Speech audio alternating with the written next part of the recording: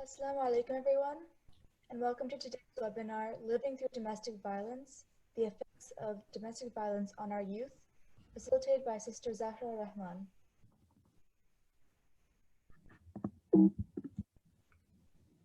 Peaceful Families Project is a non-profit 501c3, and it focuses on education and training for leaders in the community and members of the community, as well as service providers, specifically in domestic violence awareness, healthy relationships, and cultural competency. We try to provide resource development, research, and technical assistance in these fields as well. During this webinar, there will be moments that we ask that you participate. If you would like to participate, please unmute yourself and turn on your camera if you feel comfortable. Thank you so much, and we hope you enjoy. Hey, assalamu alaikum everyone. I hope you're doing well, and during this time of so much uncertainty, I hope your families are well, inshallah. Thanks for joining us today, either on Zoom or on Facebook Live. Like Fatima said, there's going to be time for participation, and I always think learning environments are very collaborative, so even if you're joining from Facebook Live, I encourage you to either participate in terms of taking notes or using the chat or just talking to a family member or friends about this, because no learning happens if we don't learn together. Just a little bit about myself. So my name is Zahra Rahman, and I'm a high school teacher and learning specialist in New York City. And I'm passionate about the intersection of education and mental health. I've had over 8 years of experience within the domestic violence and sexual violence circuit, and I'm also a trainer for the Peaceful Families Project. I've worked in undergrad, I worked for my school's sexual violence organization in terms of education and prevention on campus. And then once I learned about the county's resources, I started working for the county as a hotline specialist. So I worked in crisis intervention with clients. And something that you will know about me, I'm very passionate about both of the topics. And so whenever I look at education and mental health, a lot of times our youth get sidelined in that. And I work with teenagers on a daily basis. And so this is something that's very, very close to my heart. And so we will continue talking about that. Here are a few of my babies on the side and me just doing something that I love very, very much. So the purpose of today's webinar is really to bring theory into action. And when I say action, action means differently for everybody, right? So within educating ourselves and developing a personal action plan in order to support our youth within our families or the greater community. Everybody has a different relationship with the youth. I directly work with youth every single day. And I know that's not everybody's daily life, but I think youth is involved in our life. And even if you don't have a teenager or you don't work with teenagers, there's definitely the next generation to think about. And so I think our lives are directly connected to the youth. What we're going to do, our aims are define what domestic violence is and how it affects the victim. Because before we start talking about the youth, I think it's really important to understand the victim side of it as well. Even though we won't be focusing on that, we will talk about it to understand what happens within a domestic violence relationship. We'll acknowledge how witnessing domestic violence changes the way the child brain processes information and developmentally how that affects them. We're going to provide examples of what trauma looks like. Experiencing domestic violence within a home, it really does create trauma. Some place that's supposed to be safe and relatable and just a place of comfort doesn't turn into that.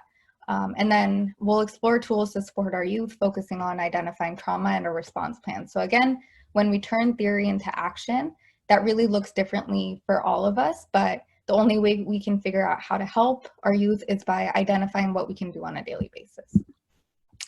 So I know that everybody's coming in from different places and not everybody would feel comfortable to turn on their cameras or participate, but in your mind, I think intentionality is very, very important whenever you step into a space. And so the group norms for this presentation, and if anybody who has joined us wants to add on a group norm, just please let me know. I'll name a few of these, but I want you guys to read all of it and to actually understand that in order to talk about issues about domestic violence, and when we talk about victims and our youth, it's really, really important to provide a safe space. And so this is a safe space, and whoever is here and disagrees with anything, I kindly ask you to either be open-minded or to not step in, because we are going to talk about a lot of triggering things, and if we don't have respect for one another, it's not going to be a constructive environment. So again, that leads to my first bullet: treat each other with dignity and respect. If somebody does feel comfortable or inclined to share something, just listen to them. That's the easiest thing to do, is just listen, and to be non-judgmental. Especially within domestic violence situations, there's going to be one part of our webinar where we actually go through a story about a woman who is in a domestic violence situation. And within that, to not be judgmental of her story either, and to not be judgmental of her decisions, because only the person who's going through a violent situation knows about it. And confidentiality, again, what's said in the space, or if you talk to me afterwards, or any one of our members here, that is confidential. Again, open-mindedness. I'm not going to go through all of this, but I'm going to take maybe 10 seconds. If there's anything that anybody wants to add, again, this is a collaborative environment, so I want to open that space for everyone. So I'm just going to be quiet for 10 seconds, then we'll move forward.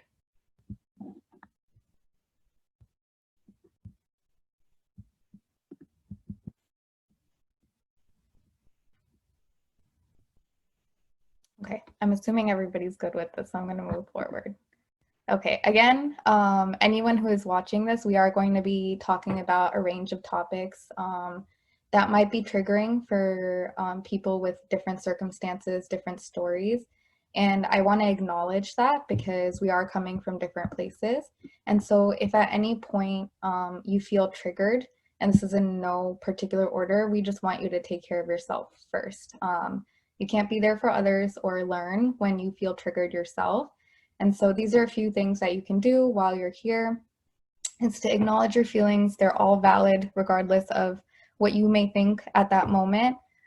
Mute the webinar. Don't listen to me. It's okay. And take a few deep breaths and reach out to someone you trust, either during or after. If you feel triggered, a lot of feelings come up, and someone supportive in your life can do a lot. A few grounding exercises is, acknowledge your present location. If you have a flashback of something, acknowledge that you're in a safe space now. Touch something tangible, breathe, and leave the webinar. If something gets too much and there's not something that it's not a constructive environment for you, I still love you for that. No judgment. That is part of the support, okay? You're going to be doing us a favor if you leave and take care of yourselves, okay? Okay. So I'm not going to, for the sake of time, and you're going to get a chance to be in small groups and kind of meet one another here in this present moment. But I think, again, like I said, intentionality is really, really important.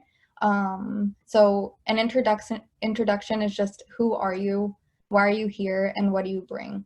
I think every single person, it's really important to acknowledge who you are and what parts of your identity are serving of what we're talking about.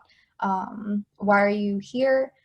You chose to come here or listen on Facebook Live on a Saturday afternoon. So there is some part of you that may be inclined to do this work, or a reason that this is very personal to you. And then what do you bring? Take a moment to think about the qualities and perspectives and skills that you have working either with youth or in domestic or sexual violence situation. You can just take a moment, say this to yourself, just establish an intentionality before we move forward, to be here to learn and to grow and learn from each other in collaboration. And you're important, and I'm really happy you're here. And so when you identify your identity, either because you're a woman or someone going through a domestic violence situation, or someone who wants to be an ally, or someone who just really is invested in the youth, Why are you here on a Saturday afternoon? Maybe you're new to this and you really want to learn and incorporate it within your own work. And then what do you bring? All of you bring something, regardless of if you think it or not right now, but you do bring something into the space. So I'm really, really grateful that you're all here. Okay, so just to identify what domestic violence is. Domestic violence is a pattern of abusive behavior. A lot of times it's ingrained in a power and control dynamic, and within that, it's usually in any type of relationship. Domestic violence has to do with someone that you live with, but a lot of times we see these patterns of abusive behaviors within our elder population, within teenage relationships. We see them in household family members as well. It's usually a cyclical pattern. So when the cyclical pattern usually has ebbs and flows. So there's periods of calm and like a honeymoon period, and then there's a buildup of tension and then abuse. So there's a multiple ways of doing abuse. Some of them are financial, spiritual, verbal, physical, emotional, and those are only naming a few. A lot of times with spiritual abuse, the perpetrator usually uses spiritual guidelines or misinterprets text in order to serve a purpose of abuse. And so that's something that I think is dealt with a lot in different faith communities. Financial is if she or he is not secure within their own job. Either they have kids and they're doing primary caregiving. A lot of times taking away a car or taking away financial resources, having a joint account where someone doesn't have access to the joint account is part of abuse. Again, when I'm talking today, I acknowledge that domestic violence can either be perpetrated by a man or a woman or someone non-identifying, but at the same time, for the sake of statistics and what I'm going to talk about today, not that I don't acknowledge that, I'm just going to use a he or she basis. And most of the stories in this are of women because women are the highest number of victims of domestic violence. So just for the sake of today and the time that we have, that is very short, I'm going to be using those generic binary pronouns. So according to the Childhood Violence Association, 5 million children witness domestic violence each year in the USA. I know that when I was in school, it wasn't really talked about, or there wasn't support groups, or I didn't know anybody who was going through it, but I'm sure that there was a lot of kids who were witnessing domestic violence but didn't have that support at that time. And so that is what I'm trying to do today, is to educate what that looks like. So I'm going to stop sharing my screen for a second. What I usually do in kind of a space where we're all in one place is, it's called a stay and leave activity. And so what I'm going to do is read a story about a woman. Her name's Layla, and she is in a relationship, like we all are at some point in our lives. And so she's in a relationship, and she really goes through the phases of her relationship, starting off from meeting her husband, and then having kids, finding a balance between work and her relationship. And I want everyone to look at this perspective as you're in her shoes. And it's called the stay and leave activity because I'm going to read an excerpt from the story, and then I'm going to ask you to either choose, if you were in her position, knowing what you know about the relationship, would you stay in the relationship or would you leave in the relationship? At this point, if anybody feels comfortable taking themselves off of video, I usually do it so that if I move to the right, I'm staying in the relationship. If I'm moving to the left, I'm leaving the relationship. If you don't, it's totally fine. I'm going to ask at certain points if anybody feels comfortable explaining why they want to stay in the relationship or leave the relationship. But yeah, I think it's a good way to start. And I am going to ask you questions afterwards, how it would specifically affect the child in the marriage. Any questions? If there are any questions, just let me know at this point. Okay, let me find. Okay, so I'm going to start reading. This is from Layla's perspective. Again, In the time we have, we're not going to be able to learn all about her, but these are small portions of her life. Okay. So I met Yusuf my senior year of college. He was the president of our organization and very active within the community. He was charming and kind. At first, I didn't think much of him. A few girls around me started telling me that Yusuf was interested, but was too shy to approach me. Everyone who knew him had nothing but good things to say about him. One day, he finally came up to me and said he liked me. We dated for a couple of months, and within a year, we were engaged. Everything happening around me seemed like something out of a fairy tale. I graduated, got engaged, and got my dream job at a law firm that would lead me to law school. Yusuf got a job in the same city as me, and we both decided to live apart and get married next year once we had settled into the city. So now some time has passed. So it's only been a few months in the city. From work and meeting up with Yusuf after, I haven't really been able to balance meeting new people. Yusuf sometimes goes out with friends after work, but he tells me he'll meet me at my apartment later. We recently decided that we could just end up getting married in a few months. We spent most of our time together anyway, and we would end up saving money. I mean, I never expected to get married this early, but Yusuf says when it feels right, it feels right. We've had conversations about what our future will look like. He talks about having kids while we're young, so that they don't have to take care of us in our old age, like he feels like he's doing for his parents. I guess he has a point. But I think I'm going to take birth control for the next few years because I'm not ready to have kids. I still want to go to law school and don't think it'll be a good idea to have kids when I'm trying to establish myself as a lawyer. So at this point, I'm going to pause and ask you, would you stay or leave in the relationship at this point? As Layla. Only this information. Okay, I see Shannon moved to your right. Okay. Okay, Aisha, you moved to your left. Okay, so you would leave. Let me see if anybody else has. Okay, I'm gonna ask both of you, just because you have two different viewpoints. If you could unmute yourself. Shannon, let's start with you. Why would you stay? At this point, I think it's possible for both people in their relationship to discuss and figure out how they can meet both their desires.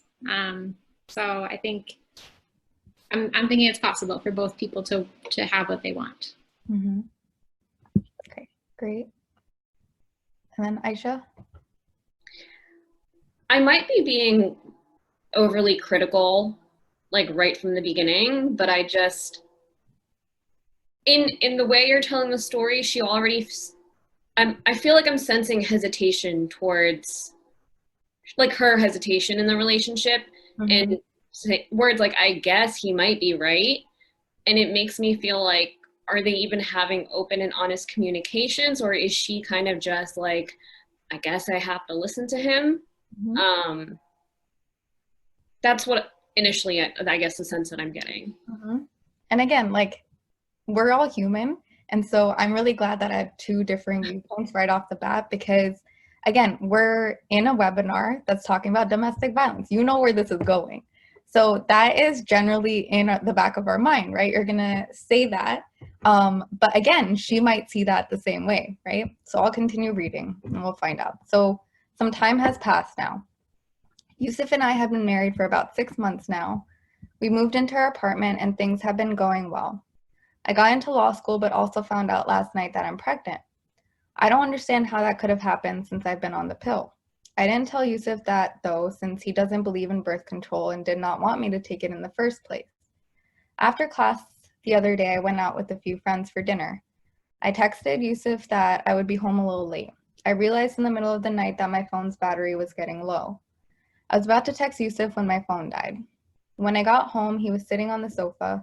Before I could say anything, he started yelling. He began saying how I was being selfish, spending time outside of the home, and began questioning how I was going to raise a child with my behavior. I tried to explain what happened, but he wouldn't let me get a word in. I apologized for the sake of ending his anger. He didn't talk to me for a week. I made his favorite foods every day. He talked to me tonight for the first time and said he worries about me. He apologized for how he reacted, but said that I should understand he reacted this way out of worry and care. So I'm going to ask you to think about if you would stay or leave. I'm not going to open it to discussion just yet because I want to read the next part, but just think about at this point, arguments happen between couples, and would you stay or leave? Was it enough to leave the relationship? So now I'm going to continue reading.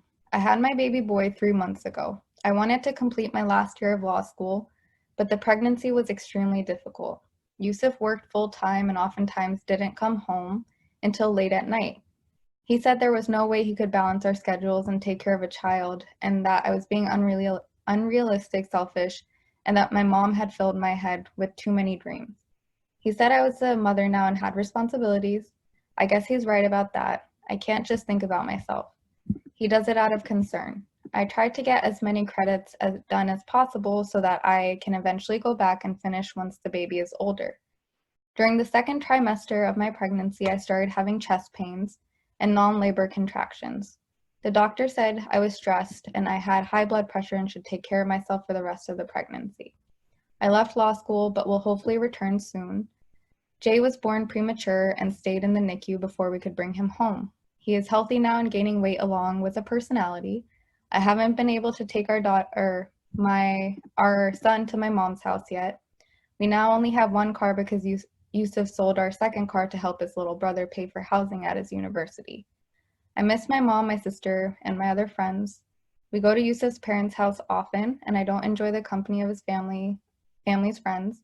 He never invites my mom to the gatherings. When I asked why and that I miss her, he told me that his mother had moved countries away from her family, and she was still making the best out of the situation. Relationships require sacrifice, he says. So again, would you stay or would you leave?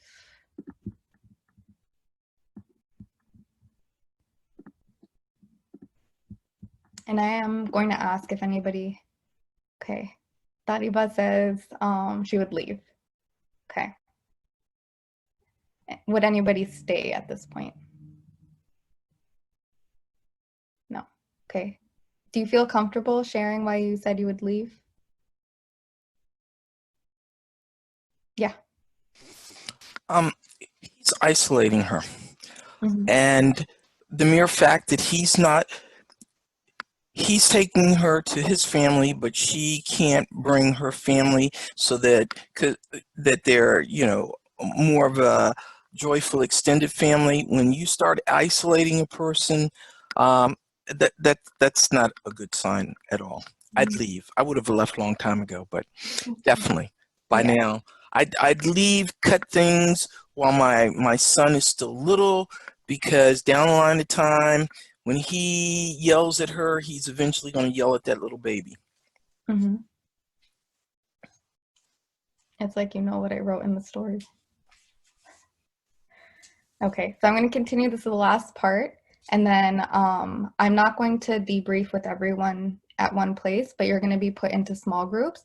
And really, when I read this last part, think about Jay, who is the son, okay? Because again, we're in this webinar, we're talking about how it might affect the youth and someone who's experiencing domestic violence in their home.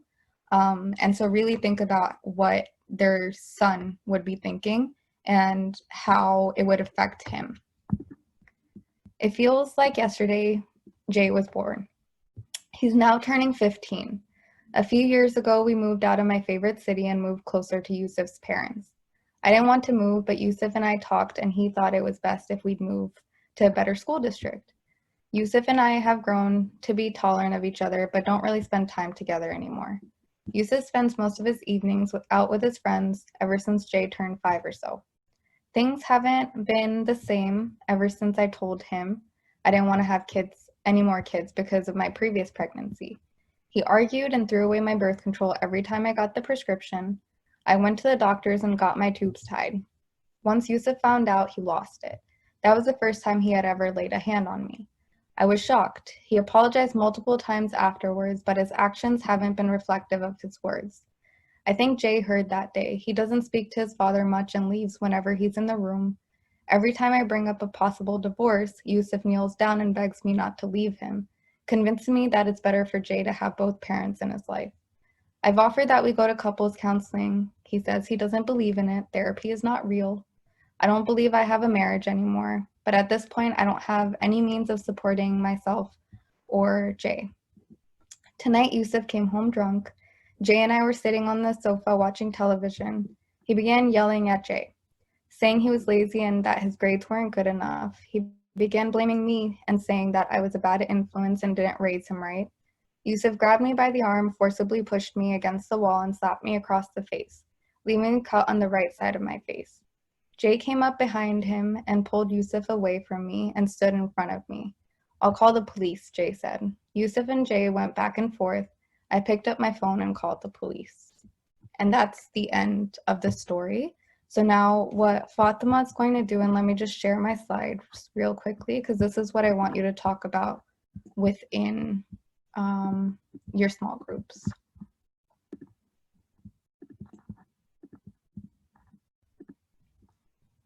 So within your small groups, again, we went through the story and it wasn't a full story about Leila's life or Jay's life or even Yusuf's life.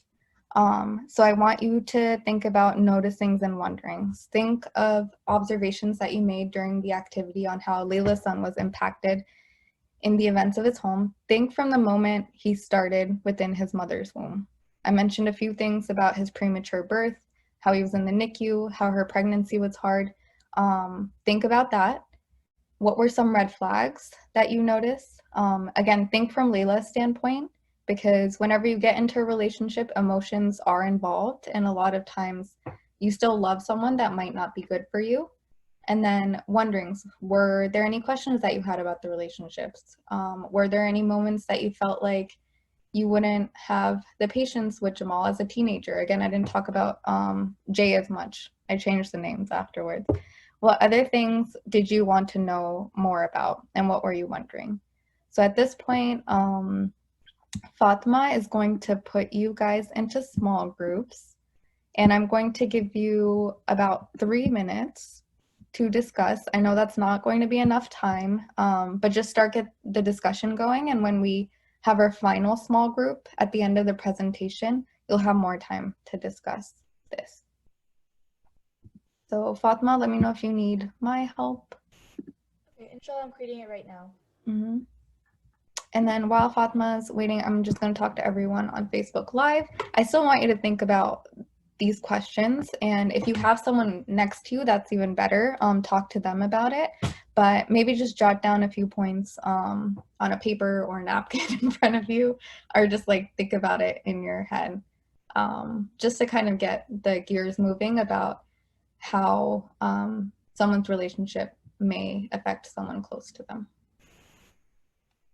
Okay, so I'm about to open all the rooms, inshallah. Please click the blue button that will come on your screen to allow you to enter the breakout room.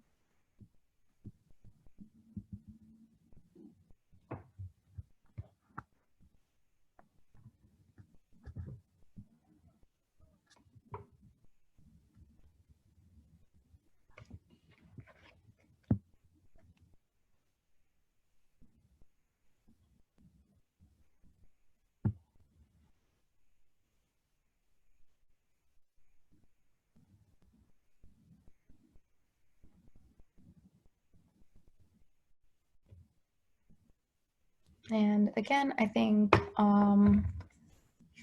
if you're on Facebook Live, you might just be seeing the screen in front of you and my face.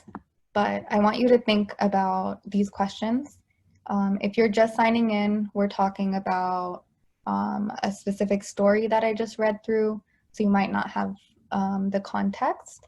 So just be patient with us as we let small groups work right now.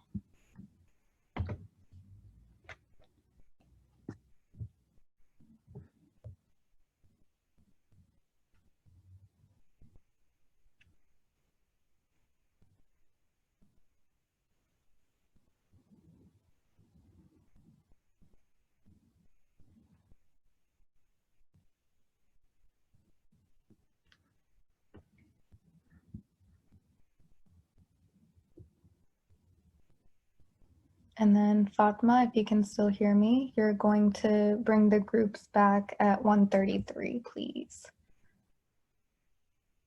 Okay, inshallah.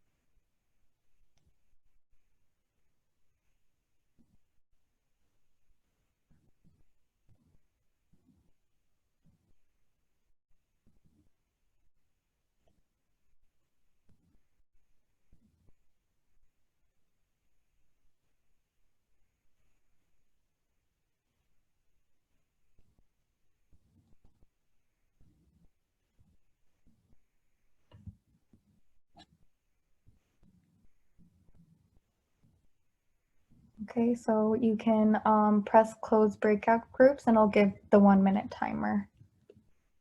Okay.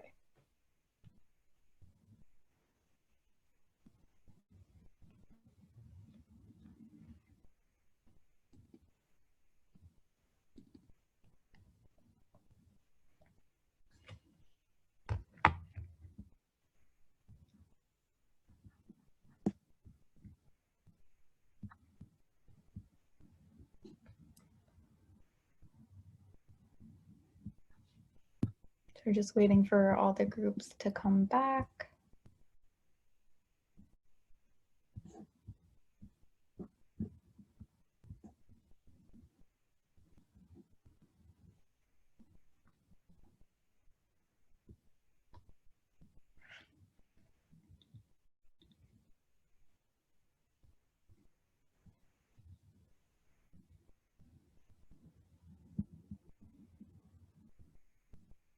Shannon, was that enough time to talk? Yeah. Okay, cool.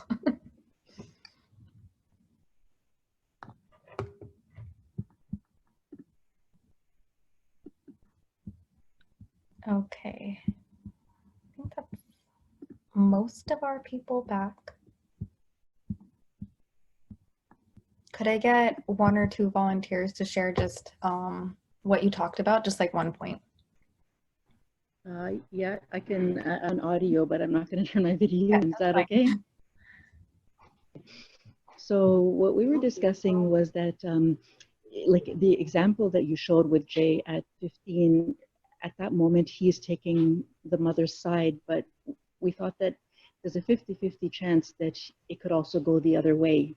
Mm-hmm. Like he's dependent on his father financially, so he may internalize the father's behavior and also be disrespectful and dismissive and emotionally abusive to the mother. And because he needs the father, he may side with the tyrant, as we say, to protect himself. Like, you know, as long as you're abusing mom, you are not abusing me, kind of thing, you know?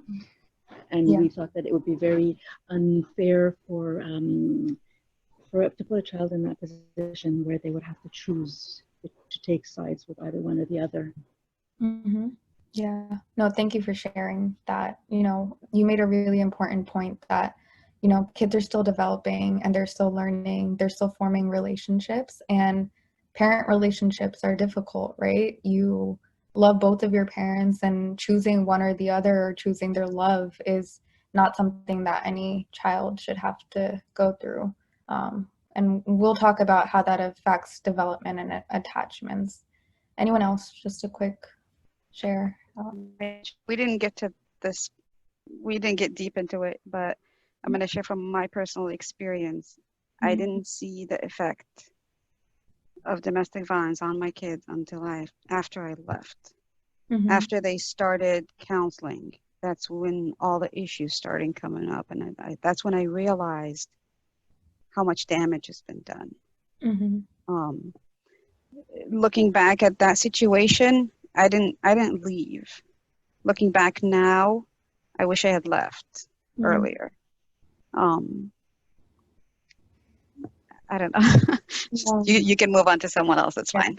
Yeah, no, thank you for sharing. I think it's, there's no right and wrong, good or bad is a very relative term. And in terms of like wishing you had left, you did what was best for your family at that time and like what you had. So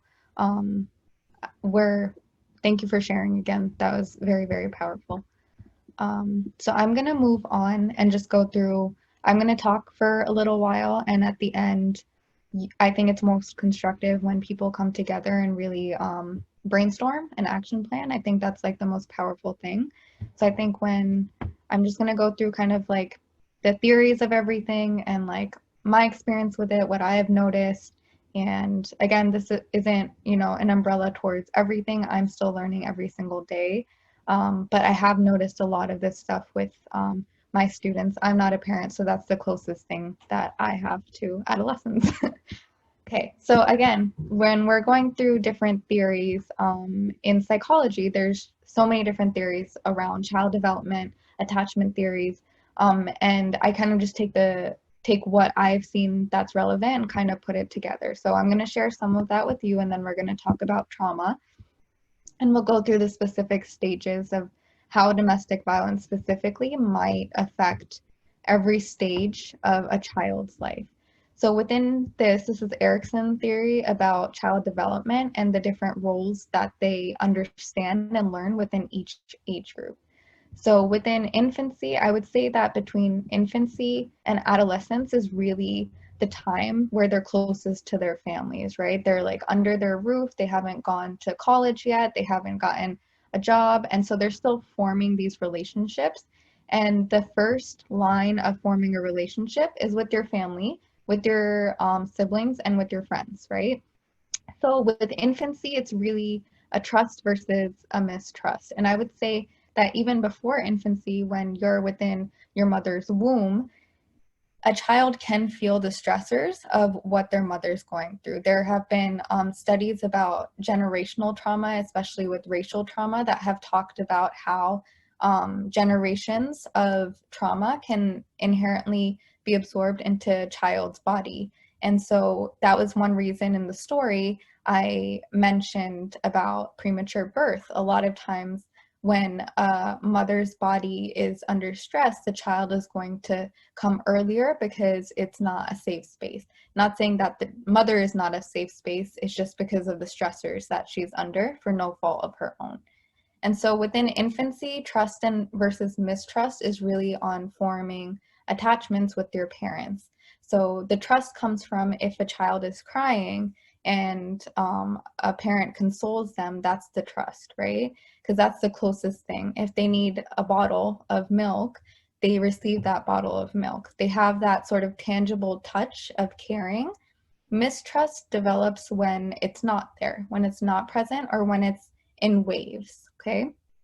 And I'm going through the Cliff Notes version of this. If you want to talk about this extensively, I'll give you my information at the very end. So early childhood development is within autonomy and shame and doubt. So autonomy is really if they can start doing their own tasks, right? They ask for their own things. They start saying no. They start doing all this stuff, right? If we cultivate that questioning within a child, that is the autonomy. They start taking action for what they need. The shame and doubt is when we reprimand a child for asking a simple question, or when they're shamed or their sort of questions are doubted. So for example, if a child was to ask like, where do plants come from? And then if someone just said, that's a stupid question, don't ask that, like you're gonna learn that eventually. That's just a very simple example. Preschool is kind of the initiative versus guilt. Now they're having relationships with other children. So their infancy and early childhood will factor into the relationships and what they form with other children. So now they're asking other people other than their family if they can have things. And the guilt portion comes in as kind of the same example that I gave for the autonomy versus shame. If they're reprimanded or if they don't receive that validation of what initiatives they're taking are valid. And then school age is kind of now your relationships with your peers. And where I can see domestic violence coming into the adolescence and the school age is how really like you treat people, or if in an identity where you're forming relationships with, if you have teenage relationships and you've only seen a very harsh relationship between your parents, that's what you're going to think is the norm. And that's really what factors into the school age and the adolescence. So when we're talking about how childhood development could be impacted by trauma, we have to define trauma first. Again, trauma is a very layered subject. There's different types of trauma depending on what someone has gone through, but the general definition of what trauma is that it's defined as a psychological and emotional response to an event or experience that is deeply distressing or disturbing. And again, this is different for every single child. Every single child is born differently. Every single child's brain processes things differently. And for me as a teacher, I really have to hone into that because I work with students with learning disabilities. So the way that they learn is very different. And so they might process trauma in a very different way. And complex trauma is when something's repetitive. So we've seen this in children who have gone through repetitive types of sexual abuse. And that becomes a complex trauma because there's a lot of layers within that. And something that I haven't talked about today, but racial trauma is another form of trauma where someone who is born into this world directly has a violent interpersonal relationship with the society outside. And we see this with the Black community and society today, where that can deeply be rooted in someone's identity and how they form something. And then what is complicated grief? I include this intentionally within trauma. A lot of times grief is only expressed, and complicated grief is when someone is not there, right? When someone has passed away and there's a continuous yearning or longing for that sadness. But I argue, and this is my personal opinion, that complicated grief can also tie into trauma because there is this idea of a relationship between your parents, and a lot of times that's lost at some point. And a lot of times that's lost within children and what relationships they have with their parents or the relationship that both of the parents had with each other. So that can be a form of grief because it's a part of a process of longing of things that they don't understand. And are still understanding like what a relationship is, why someone left the relationship, and they're thinking very much with their emotions. And again, there's so many emotions that are skewed, and the regulation of emotions are skewed, and this is directly tied to the brain. I'm a science teacher, so I have to talk about science of things. And I love the movie Inside Out because I feel like in order to understand a child's brain, it did a beautiful job and just like depicted things very beautifully. But we have a regulation of normal emotions, right? Everybody goes through different emotions and they're all valid. So we have jealousy, anger, happiness, fear, love, excitement, and sadness, right? And when we are not developing and the children are not developing within their stages and how they form love between parents or what they see is love, and maybe the abuse that they see is a representative of what they process as love, that's kind of a skewing of how they're going to regulate their emotions. They're going to think anger and being angry is a form of love, right? When there's healthy anger and there's unhealthy anger, there needs to be a balance. And love is usually expressed as a reciprocal to someone. It's not a one-sided street, right? The generic idea. Sadness goes into the grief part. A lot of children go through depression and anxiety, and that can go into the anger part of thing, the fear thing. A lot of anxiety is driven by fear. Maybe they have anxiety over abandonment. If one of their parents left the relationship, didn't want to have any ties with the child, throughout their life, when they start forming relationships, they're going to think that someone who's in the relationship with them is going to abandon them. And that brings up a lot of fear.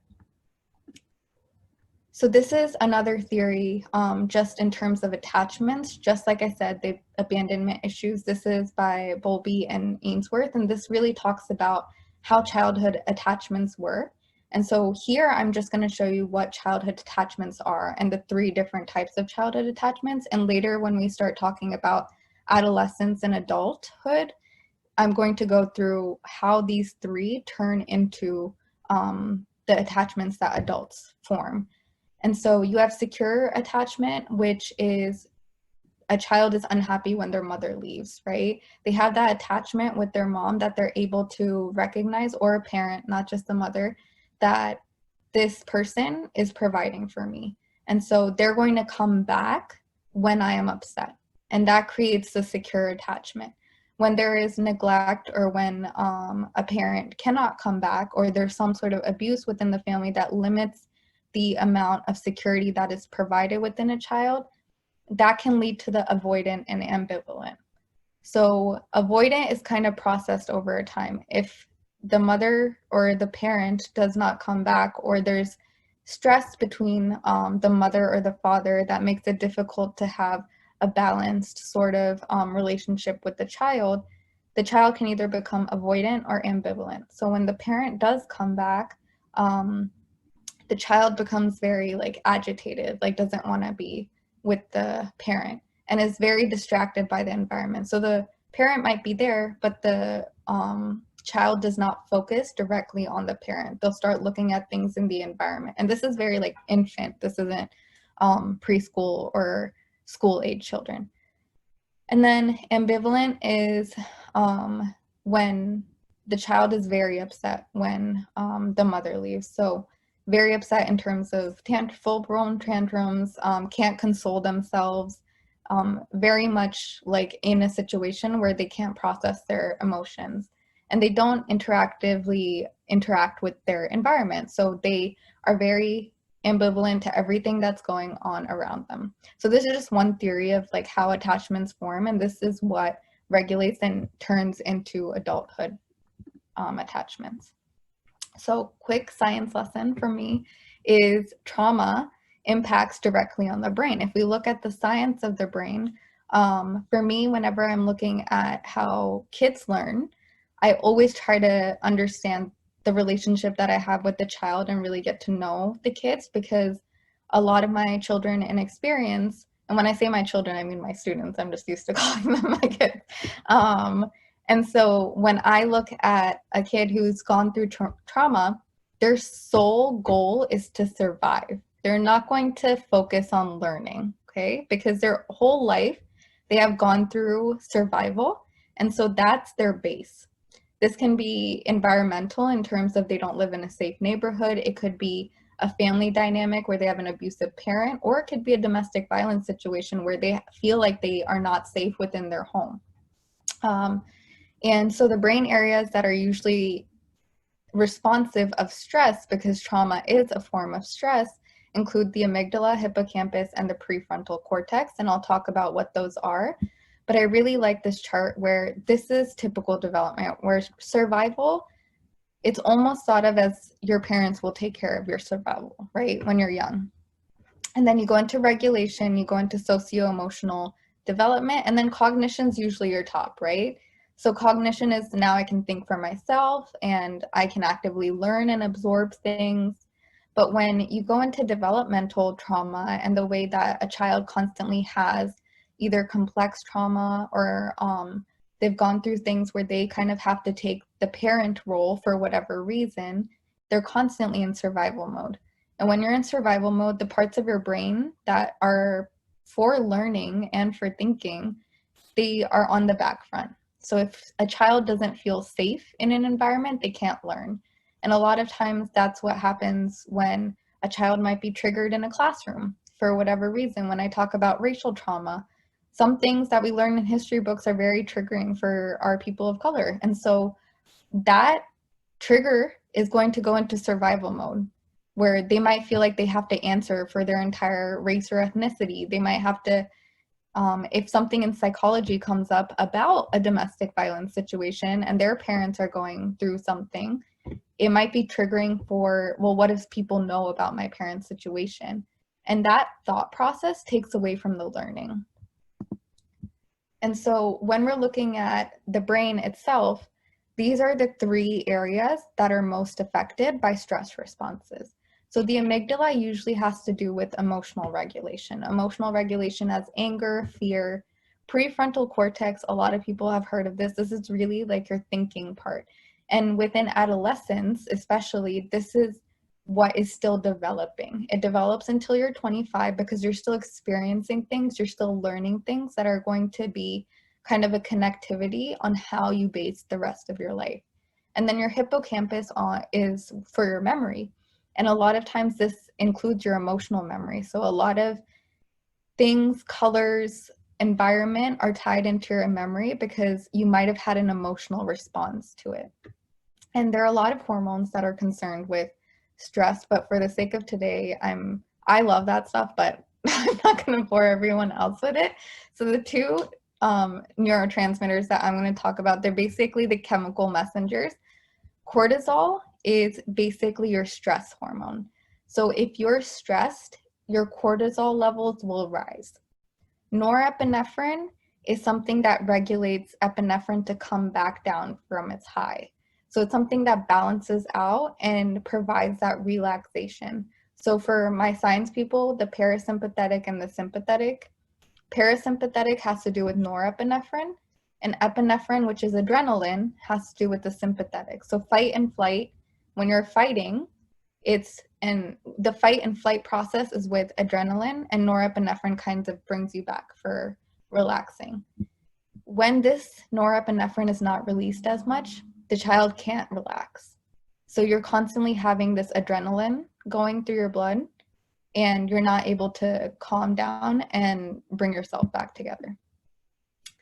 And so this is an example of like impact per age. And so we have prenatal, infant, school age, and adolescence. So you see a violent behavior by parent towards another parent. Prenatally, you see low birth weight, excessive bleeding with with labor and with delivery. And this is as a direct result of physical trauma or emotional stress on the mother, right? Pregnant women are the most vulnerable within a domestic violence situation, right? Especially even if they are, in terms of like the generic traditional roles, not working, or they're working and not being at home, they're still the most vulnerable because they're taking care of another life, right? And they're going through emotional stress, their body's going through a lot of stress. And so if there is a direct result of environmental factors that are causing even more stress, that can directly impact the way that the baby is born. Infants, we see as inconsolable, irritable. They'll start bedwetting more than normal amounts, and then they'll start having those attachment issues that we talked about. And infants, that's a very, very important age for attachment because there's a regulation of body touch, there's regulation of heat, and just like safety of someone's here to take care of me. Within school age children, we have a heightened sense of their own emotion and the emotions of others. And so when a child, school age child, is living with a domestic violence couple, a lot of times you are on edge, right? It seems like you're walking on eggshells and you kind of have to read the room before you say anything, because a lot of kids blame themselves when they look at a domestic violence situation. So a lot of times perfectionism will come up where they're like, if I do everything perfect, then there will be no arguments because this is directly related to me. They just haven't developed that. And then adolescence, we start seeing the substance abuse, risk-taking, self-destructive behavior, and antisocial behavior. The next slide, notably behaviors during adolescence, because I've worked with a few kids on this, and so the population that I'm working with. And so you kind of start having flashbacks to the episodes of domestic violence. So if it's been a physical episode, a lot of times the kids might hear a shattering glass and be reminded of something that shattered. And that can actually start a physical, visceral response.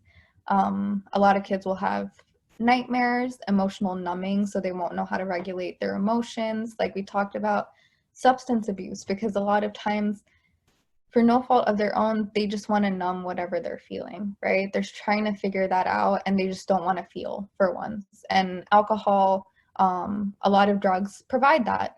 And problems with peers, so they've seen violence, so they know that sometimes they have to act in violence. That's what they believe. And so they'll start acting aggressively, they'll pick fights. Or the complete opposite, they just won't want to socialize with anyone. They won't want to make those relationships that are important during adolescence. And then I want to focus a little bit on the self-destructive behavior. Self-destructive behavior isn't only substance abuse, it can go with self-cutting, self-mutilation. When you're emotionally numb, there's a lot of points where you just want to feel something, right? And so when they want to feel something, they start cutting themselves. And eating disorders are also a direct result. It kind of goes into that perfectionism, right? A society that, embraces perfectionism and almost reinforces it, it's really dangerous for the adolescents, where they'll start thinking, if I'm perfect in every single way, nothing bad will happen, or I'll be able to form relationships that aren't like my parents. So there's a lot of layers to it. And again, no child fits one box, just like no couple that's in a domestic violence relationship fits one box. Again, I talked about triggering factors, colors, places, environment, words, religion, community, authority, or gender, male or female. If you see, I've worked with students who had an abusive mom and will react to me in a very different way than to a male teacher because of their experience. Nothing that has to do with me. And I've had students who, they had a visceral reaction when they saw the color red. I remember I was wearing the color red one day in school, and one of my boys, who I talked to every single day, and we had a good relationship, he wouldn't talk to me that day. He wouldn't look at me that day. He just refused. And I was like, what's wrong? And he just left. Like, he just literally just walked away. And the next day I wore a different color and he was completely fine.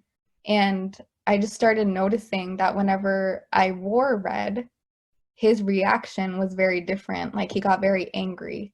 And so when I'm in a teaching space, I'm very cautious about what I wear. So I usually wear like very neutral colors that generically don't release that sort of emotion.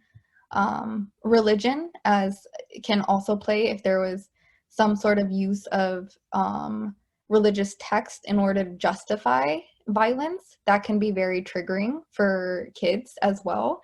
It might take them away from a religion, or might start to resent a religion because of parents using that as a tool for violence, which we know has been used within many different communities. And authority even.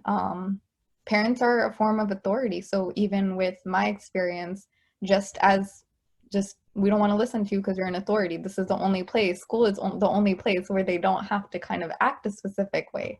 So a lot of times embracing that rather than fighting that is a lot of times my method of doing that. And we'll talk about what we can do as a community.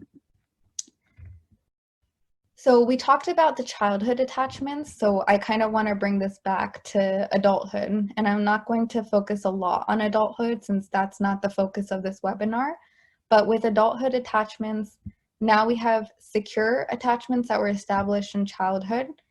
It's confident in relationships. So you're willing to ask help from a partner. You have no hesitation. You feel like someone's going to be there for you. The avoidant attachment is now very dismissing.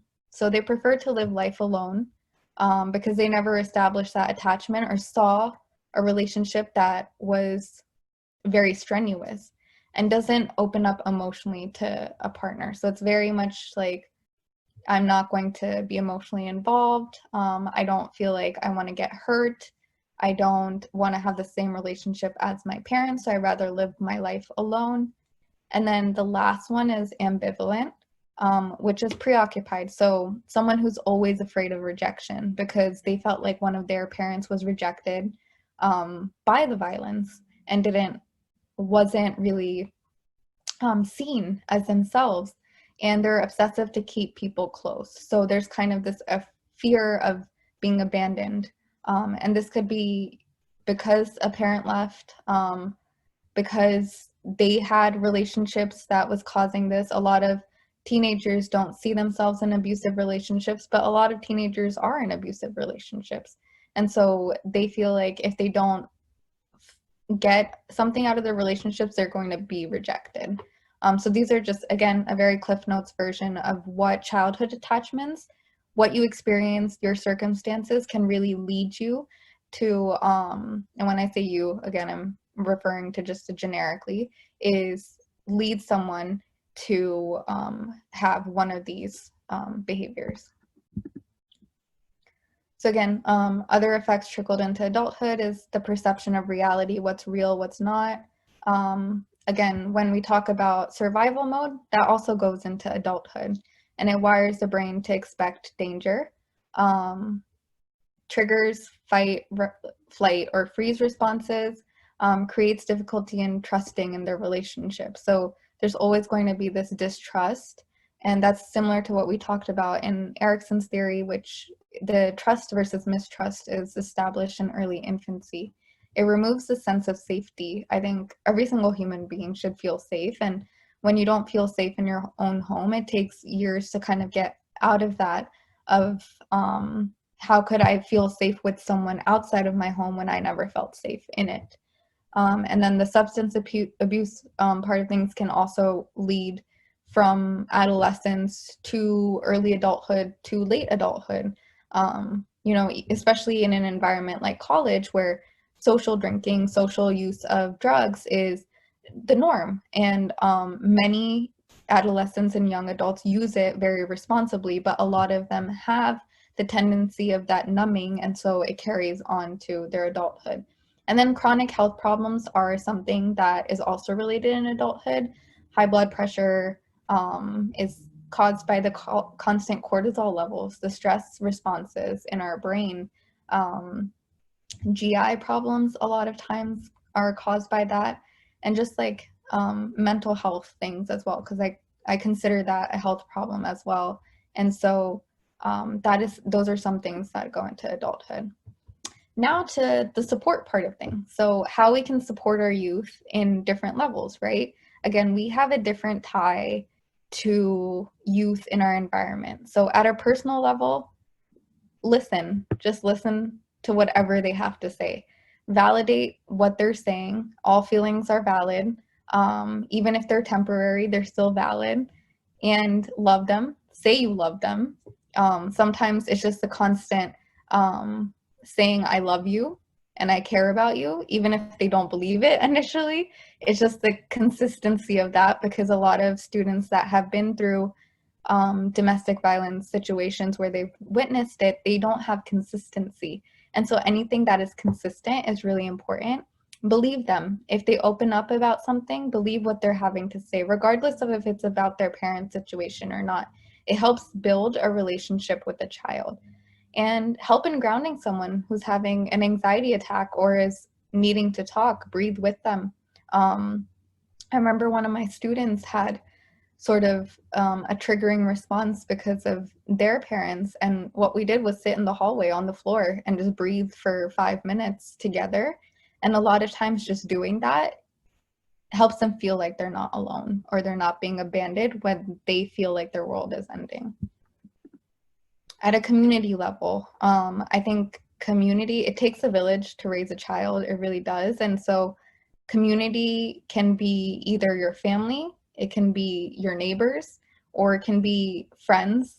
And so again, listen and validate is so important. Lift up young voices. So many cultures diminish young voices because they're just saying, oh, you're still growing up, you don't know anything. Have room for leadership positions for youth. And I think that's really, really important, because they're our future generation. And if someone's going through something where they're experiencing something with their parents, or they have a negative sort of impression of adults, being an adult that is like, here's the mic, I want you to say something that's important to you, can really be uplifting. And I try to refrain from the word empower. It's a great word, but all kids already have the power in them. So empowering just seems like it's not that they don't have power in them. But I think that lifting up their power is what we have to do, because every single child is so much smarter than me, and I like truly believe that, and they have so much potential in them. And so when we lift that up as a community, you really see their potential shine. Provide support groups. I think even if one person shows up, nobody shows up, just having that space for a support group, and having people talk just for whatever, being like, I don't like pineapple on pizza. Maybe that's the start of the conversation. I had this conversation a few days ago. I still like pineapple on my pizza. So do not invalidate their doubts about religion or spirituality. So if they are having those doubts because they've had that, listen, just listen. It's okay to have doubts. It's okay to have questions. That's part of the growing process. It's actually healthier to have those questions when you're young so you can explore and do things. And I know there's fear, especially like in the Muslim community of that. But at the same time, it's just listen to their doubts so that they know a trusting person is giving them that space to say their doubts. And then lastly, at a professional level, I know everybody's here from a different place. Listen, validate, love, believe. That is something I'm reiterating in whatever way that looks like for you. We all are working in different places. Grounding, again, if you can ground someone in your professional level, even if it takes away from a client appointment or makes you stay after work a little longer, just be present. I think that's the most important thing. Advocacy. If you hear, I'll speak for myself, but if you hear a student saying something that they need advocating for, listen to them and then advocate for them. Sometimes we just like kind of say, oh, they're kids, you know, they'll get over it or whatever, but being there and seeing a supportive adult can be really transformative for a child. And then for me, I know student voice, client voice, son, daughter voice is very, very important.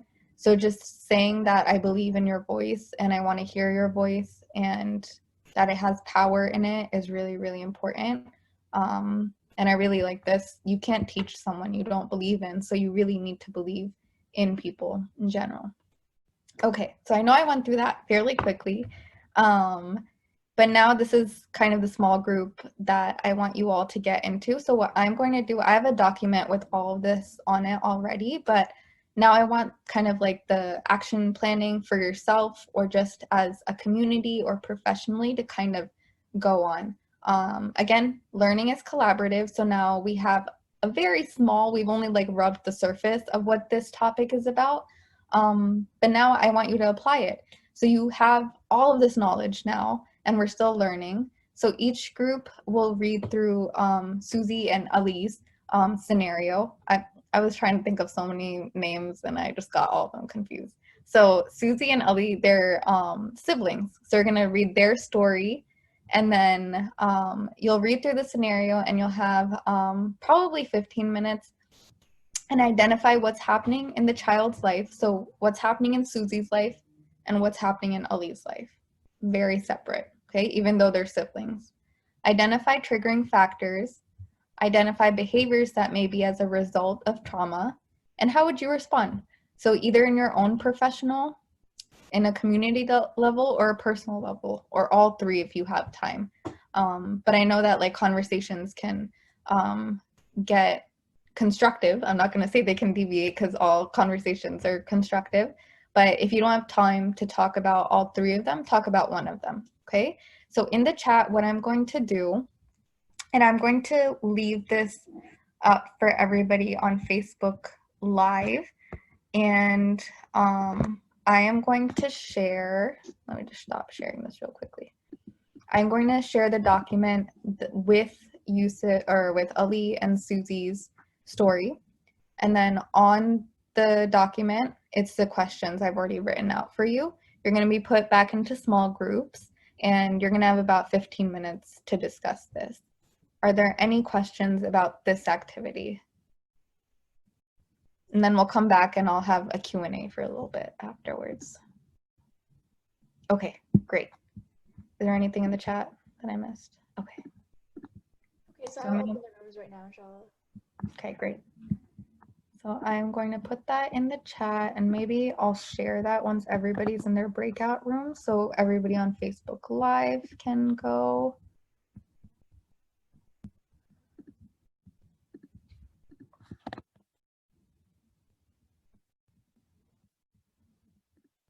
Okay, and Fatma, can you broadcast the link to the document to everyone as well? Yes, on the Facebook Live. No, not on Facebook Live, but so under breakout rooms, there should be a broadcast to everyone.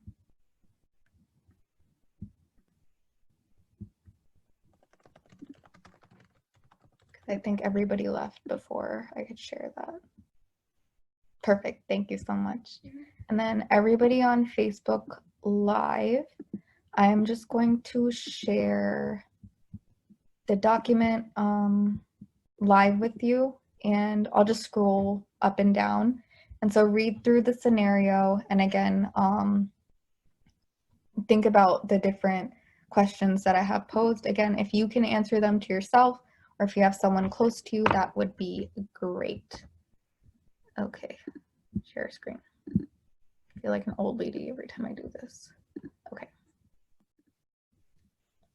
So it should be shared. So these are the questions right here. Hopefully everybody can see that.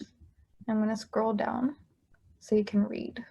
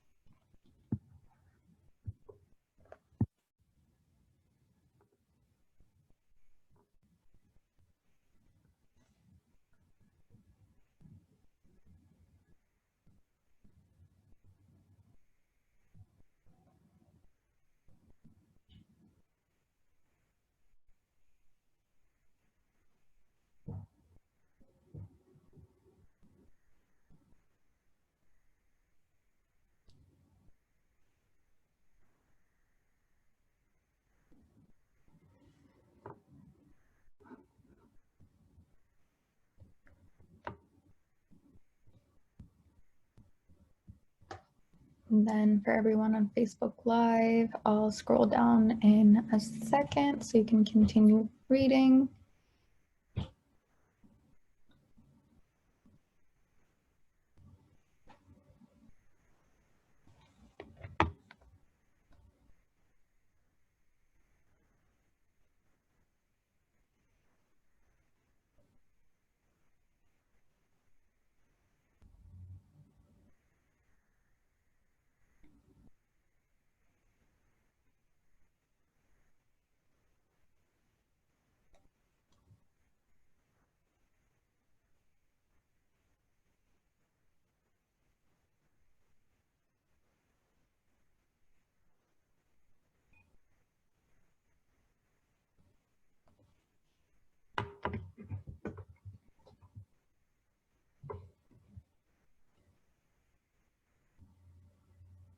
Okay, I'm gonna scroll down. I'll scroll back up in a little while for those of you that were still reading.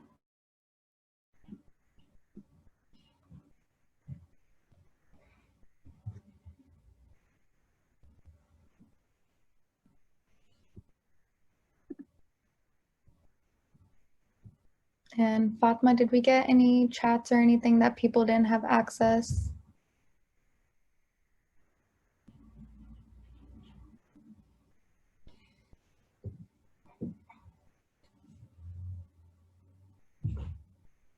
Fatma?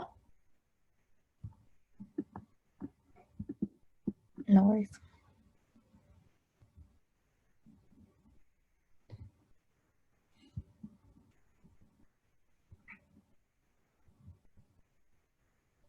Okay, there we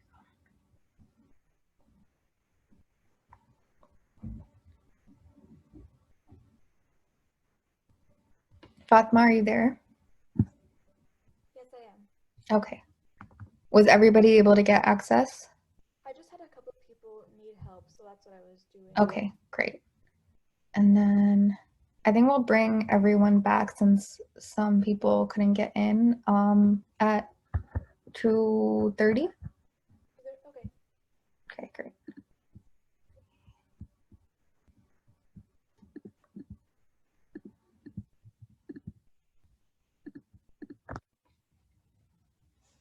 Do you think I should go to the rooms and check in and make sure everyone has a link?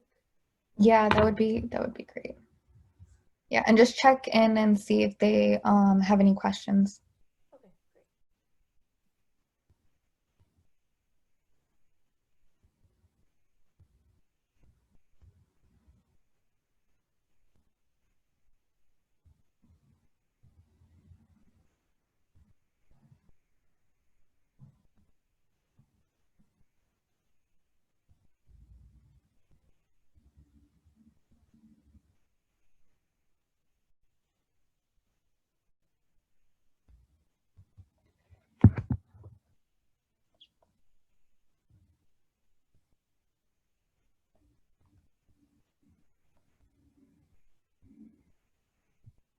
Everyone's good?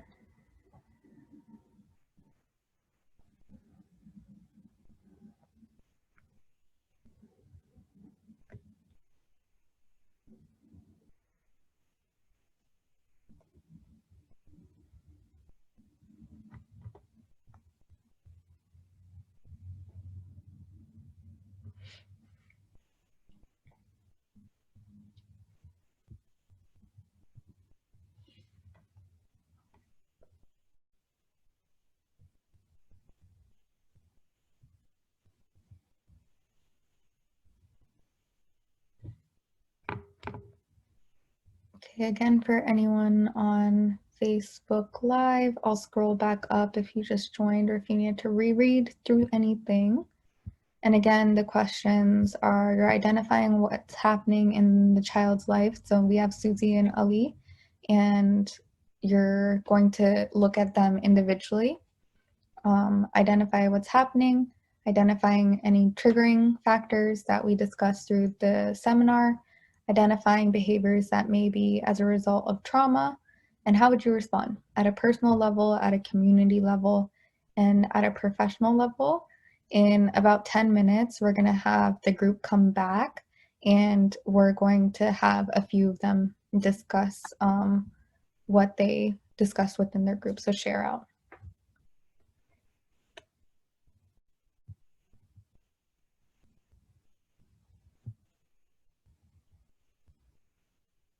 I just went to all the groups and they have it now. Okay, great.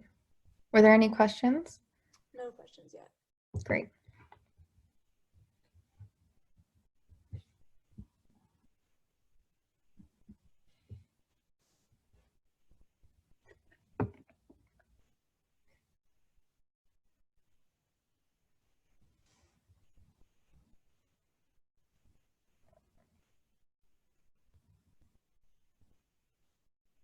Is Sara on Facebook Live?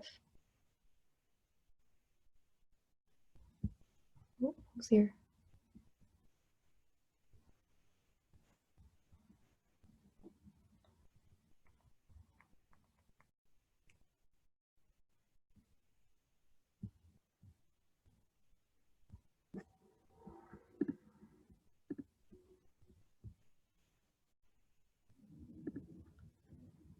Okay, Sara, just let me know if there's anything that I need to address on Facebook Live.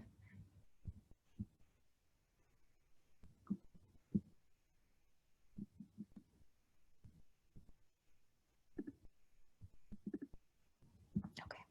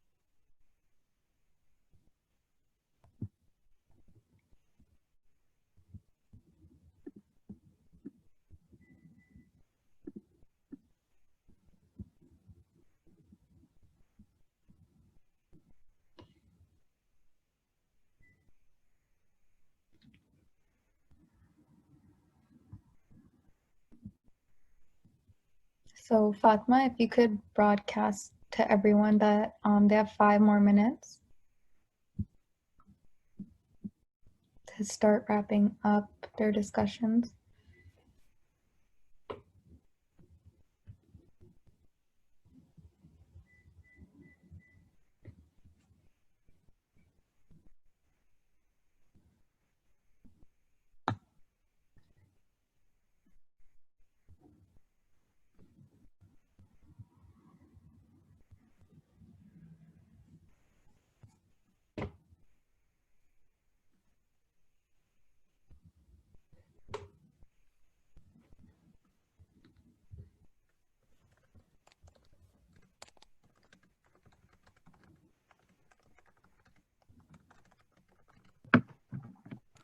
Hi, Assalamu alaikum, Zara.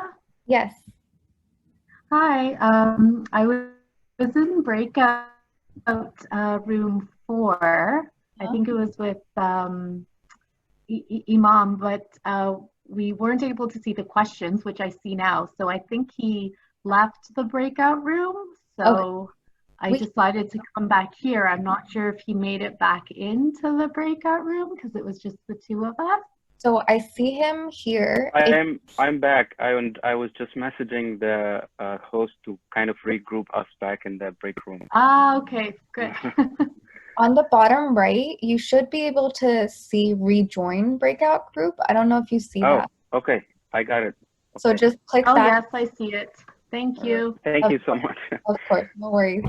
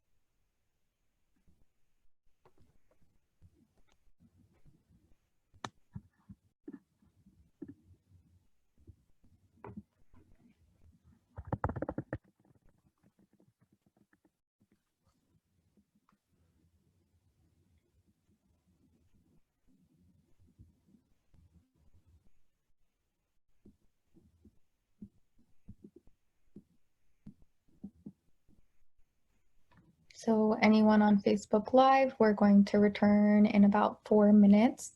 If you just signed on or still need to look at the questions, we're reading through this scenario. We're identifying what's happening in the child's life. So we have a siblings, a daughter and a son who are in a family that's going through a domestic violence situation. So we're reading through their scenario.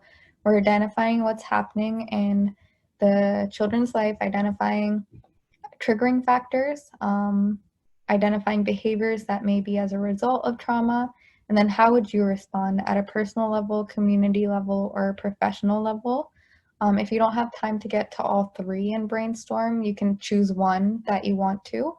And I will keep scrolling down until the end, which is 3 minutes, and so you can read through this.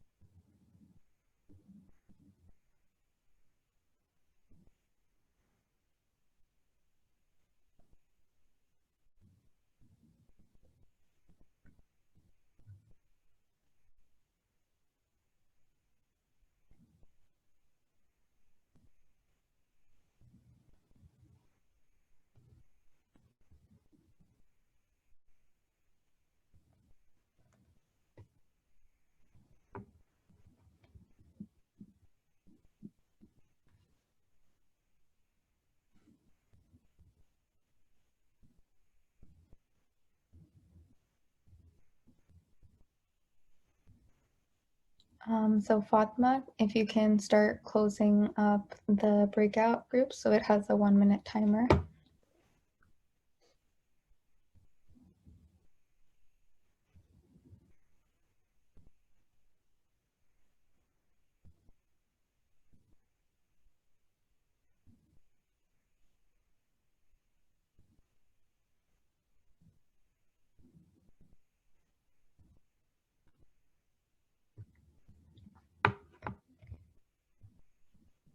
And then if you're on Facebook Live, I'm going to stop sharing as everybody's coming in.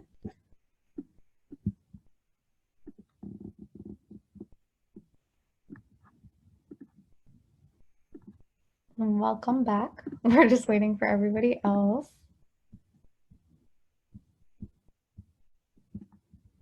And I am not going to share my slideshow just right now because I want to see your faces.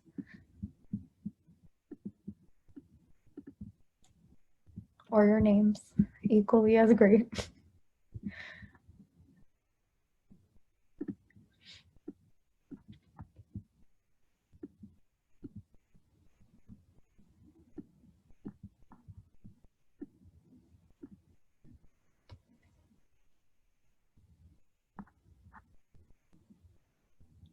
Okay, I think that's everybody back.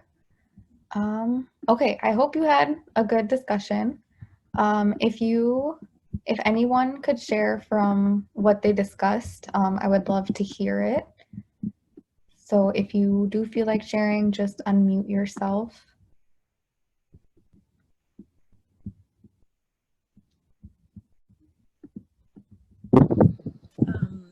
Yeah, I.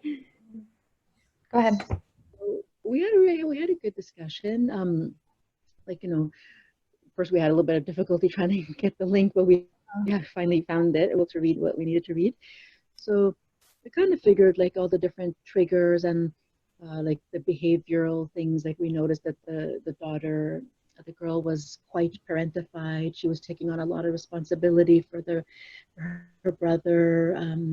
She was also like trying to control her environment, control things around her because of, I guess, the lack of control she felt at home in her situation, and that whole perfectionist thing that you mentioned as well. You know, we sat and we thought perhaps the younger brother, because of his inability to focus and distractive nature, that perhaps that was some type of a developmental delay in him. You know, because of you know what he's living, you know, at home. Perhaps that was related to that. Mm-hmm. And we felt we strongly agreed on the need for education in our communities, which is exactly what you're doing. Thank you so much. So like education, like at a grassroots level as well. I mean, whether it's talking to the imams or getting involved in like, you know, if you have like groups and camps and study circles and things like that, getting guest speakers to come, providing like sessions for moms to raise awareness, because a lot of cultures don't even acknowledge abuse as abuse. Like it's just the norm. I mean, emotional abuse, psychological abuse, like what are you talking about? This is just how we are with our kids, you know? So I think awareness and education is key. So for people to be aware that, because many people may be living things and don't even know, like they feel something's wrong, but they can't put their finger on it because they've never heard it mentioned. They don't know the words for it, you know?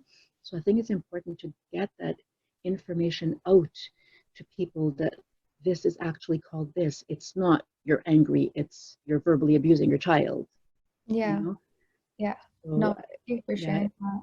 Yeah, okay. So, I think that definitely, Noor, you brought up a lot of things that are really relevant in society right now, especially, and this is why I really love investing my time in this, because it's directly related to my job, but also directly related to the future that we're raising, right? So even within our families or even within our community, if the next generation isn't able to you know, kind of get out of the things that were normalized, it's just going to be cyclical for what's going to happen next. And I think a lot of times that's just really investing in the time of just like really investing in their potential and just not minimizing a lot of what they say and a lot of what they feel, because the minimization a lot of times causes kids to kind of just like shut themselves off, and then they don't rely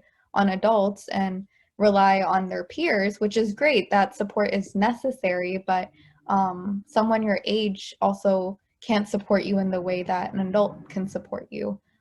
So thank you for bringing up those points. Anyone else want to talk? Yes.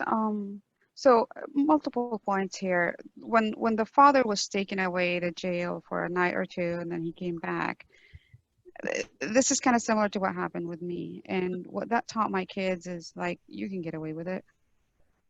And what that taught me is you can't trust the system. So when I, 8 years later, or like 6 years later, when I decided to actually move out, I realized I can't. It's too dramatic to call the police. Mm-hmm. Yeah, that's what the movies show you, but it's too dramatic and it's too dangerous. Yeah. Because I mean, he's just going to come back. Mm-hmm. The second thing is here when they're talking about how the kid is easily distracted, we see a lot of that. I've seen that with my oldest, to the point where in school he was diagnosed with learning disability, which he doesn't have learning disability. This is something that is very subtle that a lot of people don't look for. They think that, yeah, he just has ADHD or whatever. When it's not, it's a response to trauma. So this is, as an educator, this is probably something you should be looking for. Mm-hmm. Trying to dig in, dig and see, understand what's behind it, because it might be just ADHD, but it might be something else. The third thing that we kind of talked about here is basically the kids' response to the shattering glass, and I honestly, from my personal experience, I felt that this is more of a PTSD standard response, where children who have grown up in an abusive household, they tend to have more complex PTSD, not just PTSD. So the triggers are way simpler than just shattering glass. A lot of times it's driving by a specific intersection, or chicken cooked in a specific way, or grilled in a specific way, or you see a specific bird, stuff that no one else notices, but it triggers them. And a lot of times the response is not dramatic or pronounced the way it's portrayed. We didn't get to the end of the document. I'm sorry. We talked too much. It's not enough time. It's never enough time. But a lot of times the response is more internal than it is external. Just because kids who grew up in an abusive household, they've learned that if I show my response externally, that will bring more attention to me and it will bring more abuse to me. So a lot of times the response is internal, kind of like the story you said about the kid who was seeing red and he wouldn't talk to you. He didn't explode. He just internally kind of kept it in, and he decided to stay to himself. So it's very subtle. It's really hard for people outside the household. It's hard for people inside the household to see it as it is. It's even harder excuse me, it's even harder for people from outside the household to actually see it. It takes a lot of education to start seeing those. Yeah, and I think as you as a parent sharing all of that is so much. It's so much of value to us. Thank you. Because and like really is like lifting up youth voices, because you're sharing what you know, right? So like when I go back to like, if I can share some sort of training at my school, I can say, well, this happened, so I think we need to incorporate this training into our education, because for teaching, it's not just the content you're teaching. A lot of times it's how you treat and react to student behavior. So a lot of times, even like the disciplinary actions that teachers take are very triggering for so many things. And it's just deeply rooted in a misunderstanding of what is important and what is not important. And a lot of times just comes from adult ego, honestly, just to like one up a child when you don't need to one up a child, they're children. And so all of the things that you shared are very, very valuable. And this is education that I didn't get as a teacher. Like, we don't have PDs on this. And so that is, you know, and we deal with 15 to 18-year-olds every single day. And we didn't have a training on this. And the one trauma training that I had, there were 3 people that chose to come to that training. So it's something that is deeply rooted. And I think from teaching especially, it takes away like the content and all of that's good. But I don't remember, honestly, like the strategies that my teachers used to teach me. I remember if they were kind to me or not, or if they believed in me or not. And those were the relationships that I maintained with them. And I'm sure if there's any teachers or people who work with children, you would agree where like that becomes more meaningful. Before anyone else shares, there was something from Facebook Live. Isabella said, she made an observation that Susie may have developed the trust inability towards her peers from the unstable situations at home. Her stress is visible with trying to have a fully under control life. It is a reflection from her parents' higher education. She is also surrounded by a community that is judgmental, so her friend is a person who lives in a broken home, as she doesn't wish to face the communal stigma nor her peers' opinions. She keeps herself to herself. Her younger brother perhaps has developed a protective system to focus on, I really like this, her younger brother perhaps developed a protective system to focus on the nice things in life that bring joy in order to keep him calm. He obviously had a moment of not being able to cope with a sudden noise that might remind him of a fight at home. I really like that line of just like, maybe that's just his coping mechanism, not a problem with ADHD or like a learning disability. It's just the survival mode, right? So Isabella, thank you for sharing that, because I think a lot of times kids learn to self-soothe, right? Even babies learn how to self-soothe. And as we get older, as adults, we learn how to self-soothe. So I thought that was a really great point. I'm curious to see, did anyone get to talk about how they would support the children at a personal level, a community level, or a professional level? Yeah, well, we did. We set a personal goal. If we could, like if we were a family friend or involved somehow in the family, we could be that other kind of stable, safe place for the children where they could feel validated and feel heard. Because I think like if a child, even if they're in that type of a situation, as long as there's one person in their life who, it could be anyone, an aunt, a friend, or whatever, a teacher, educator, if they feel supported and valued and validated and listened to, I think that goes a long way towards helping their development. Mm-hmm. Thank you. So that was kind of at a personal level, we said. Okay, great. Anyone else? We didn't get to talk about this, but from my perspective, what I feel like my children need is, when we were still living with their father, they had my sister as she's also a high school teacher. She was always there for them. They would, every time we go visit them, they'd go sit in her room and they would literally just talk and cry for hours, and I wouldn't see them for hours. She was there for them. Now that we're out, we're not living with their father anymore. She's still here. She's like, sometimes she stays with us, but sometimes, you know, just over the phone. What I've tried to do since we've moved out is to reach out to, you can't really talk to everybody in the community. There's going to be a lot of people against you. But you can try to identify specific people that are helpful, whether to you or to your children. For my children, I've been able to identify at least 2 people that they're comfortable talking to. One of them is actually had called into this webinar. Jazakallah khair, our imam. He's awesome, and shameless plug, he's awesome. And I feel like my children they feel safe. They feel safe talking to him, which, from my perspective, we need to inform more imams.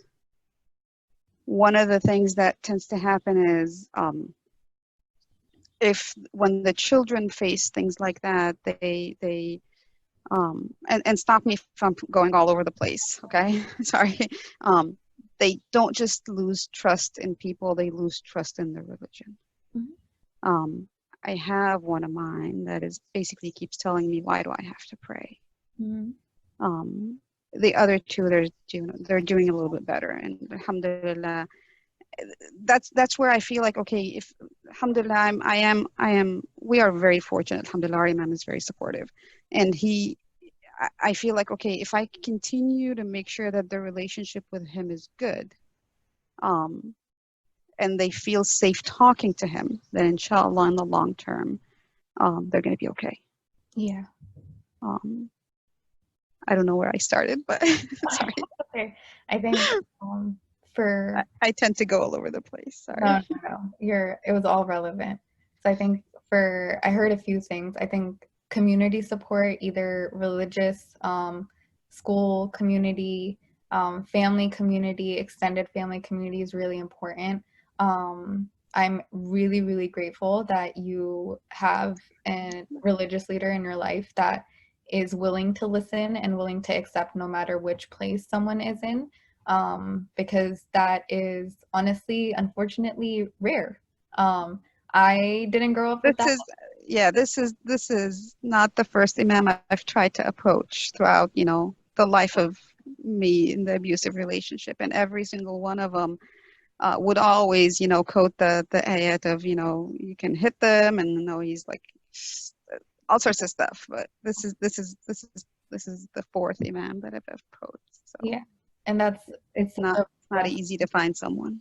Yeah, but no, alhamdulillah, it's a blessing for sure, because me growing up, I didn't have a religious leader that I trusted, and that still trickles into now, where I'm like, oh, it's I don't really want to talk to a man, and this is me personally, something that I'm working on. I'm really grateful I have a mentor who's a sheikha. She's a female religious leader, so like I will trust and confide in her. And I think that, just without going into too many things about community, it's just something that I think not only the Muslim community, but just in general, humans need to support each other with and understand.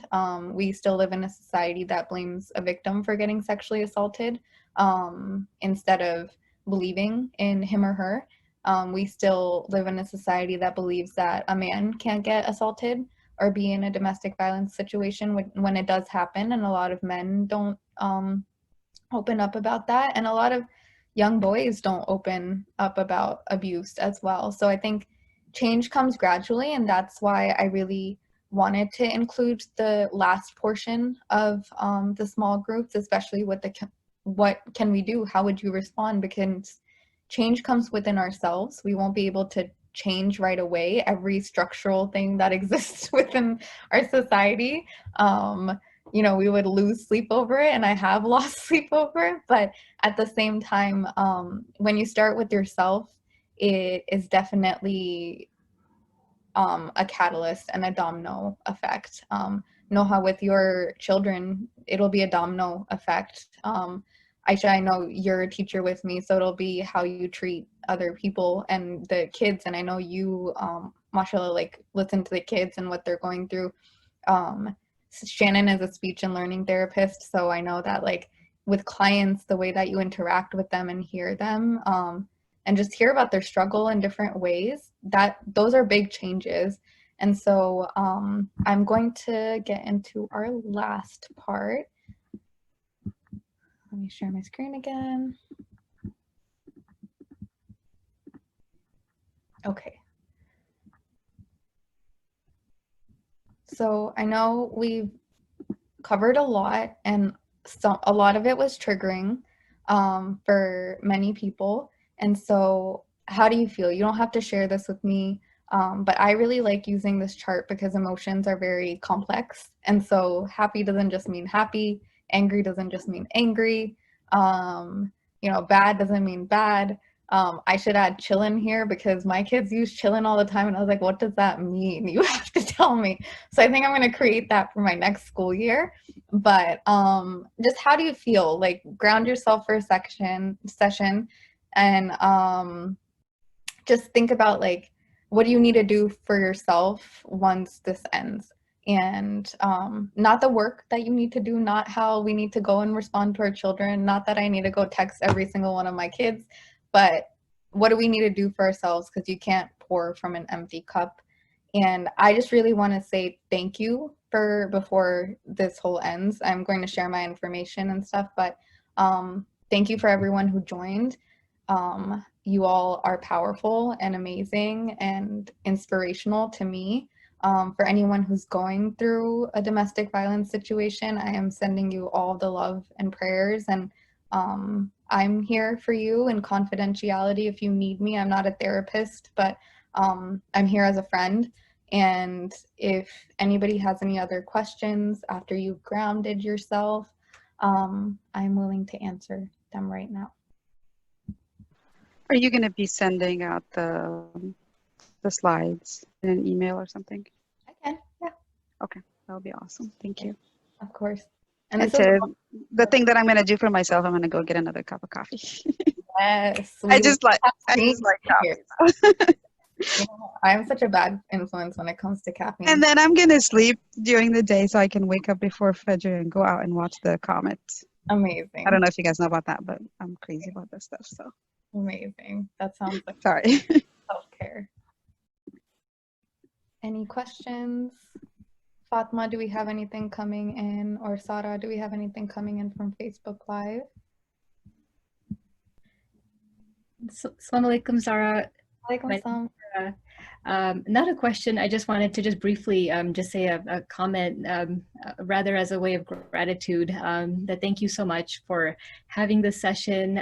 This was so empowering to be with a collection of individuals who care so much about a topic that is very deep to my heart. And just echoing what Ms. Noha had to say, it's from kind of the other side of things that I grew up in a home with domestic violence, and my mom was a victim for 32 years.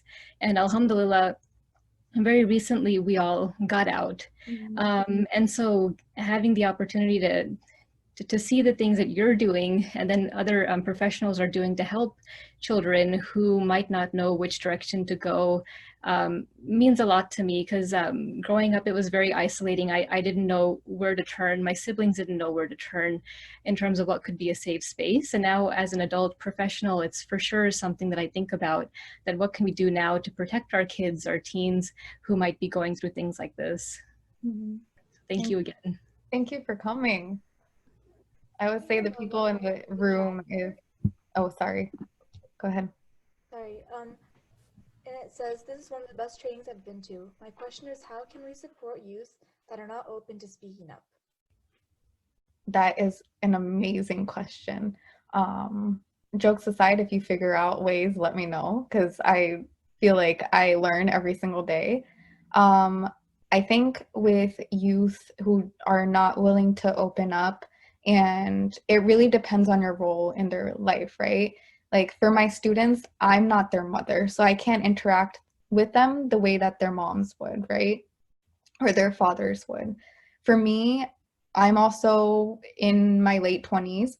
I am not, in a position where like they see me as kind of an older adult. So I really play the older sister card all the time. And that's my relationship and dynamics with the kids.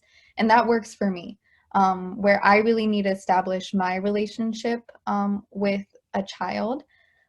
What I usually start off by doing every single year is learn their names.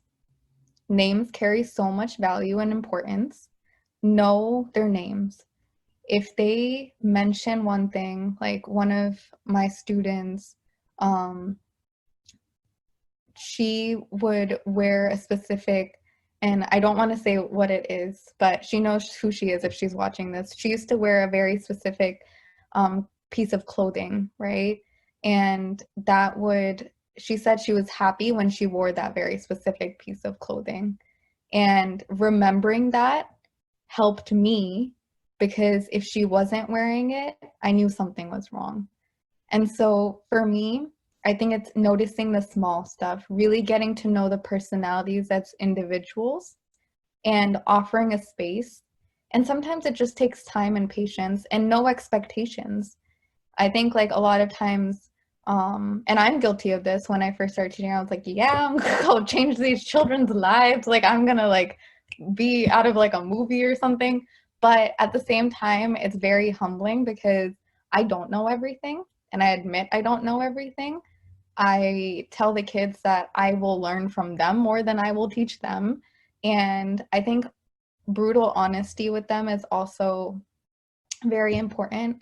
Understanding their humor is very important. There's a lot of layers to it. And again, it's a hard question to answer because every young person is different, right? Some kids are going to open up if you have chocolate. Some are going to open up if you play a specific type of music or like really understand their music, right?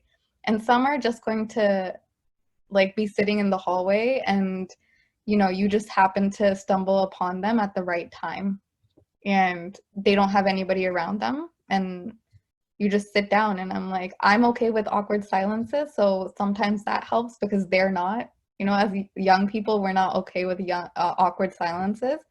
So I just sit in that awkward silence. I'm like, we can just sit here and just like stare at each other. So I think just time, patience, know your kids, really tell them they're worthy. Just keep telling them they're worthy. They're enough. That's it. Even if you don't get anything back. I agree with you.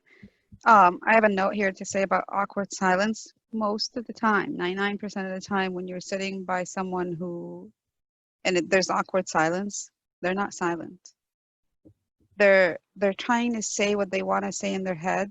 They're just not able to say it out loud. Mm-hmm. And that sometimes does help, even if they don't end up saying it out loud.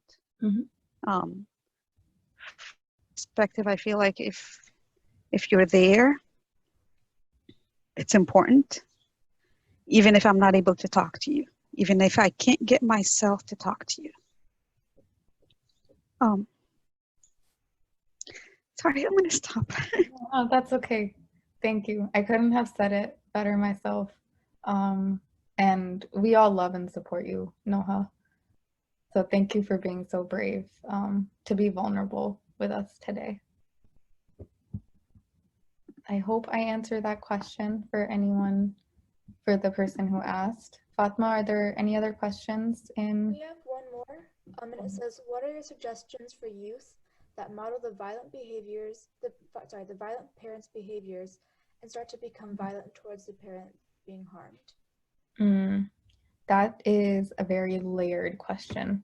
I think really understanding, and again, I can't speak from experience because I haven't been through that, but can you repeat the question? It was very low.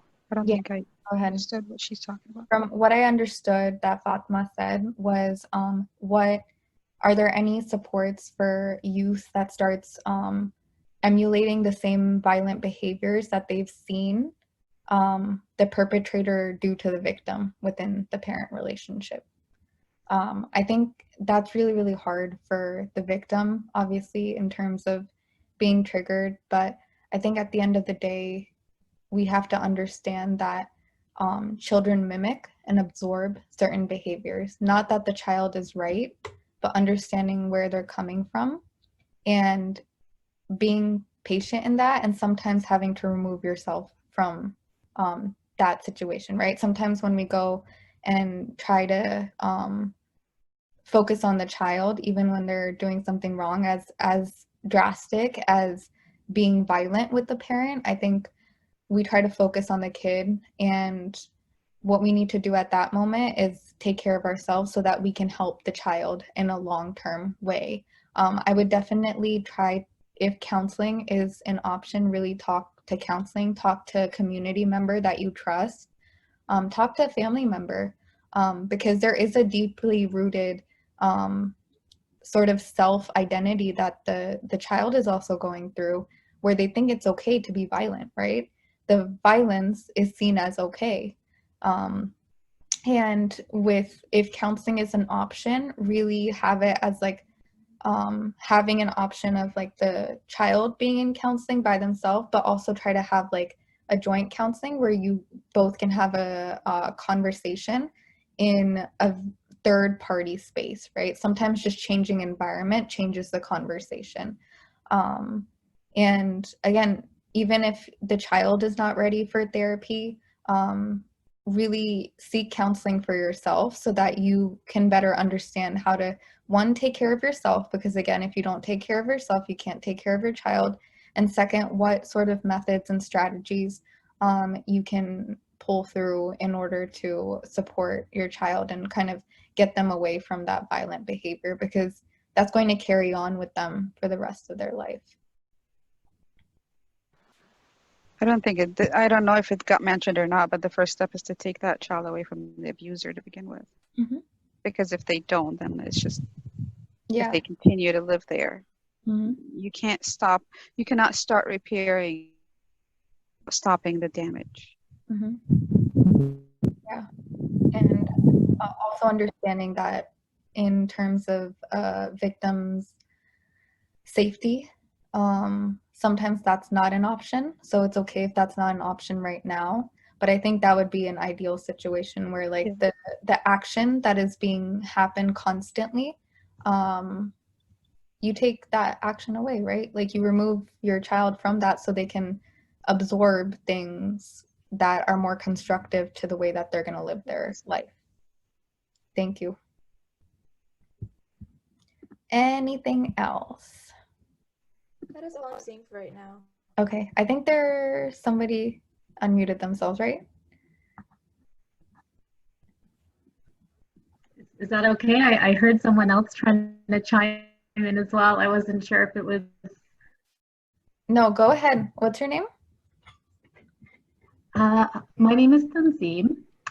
I was just reflecting on what Sister Noha was saying, and it reminded me that sometimes one of a big factor in, let's say, a mom leaving a situation is, well, then my children are going to have to spend time, in all likelihood, with the other parent alone, where they won't be able to be there for any kind of physical support, emotional support, or otherwise. Mm-hmm. And I know that statistics show that oftentimes going to the police in incidences of intimate partner violence, like the research shows that is effective in reducing the future of other outcomes. But it is a triggering kind of, it is a domino effect, and systemically it's a lot to navigate, because you've got these systems of the healthcare, the education, all these systems that don't necessarily work together. But my question is that sometimes in counseling or therapy for children, they're still talking to grown-ups. They're still talking to people in a position of authority.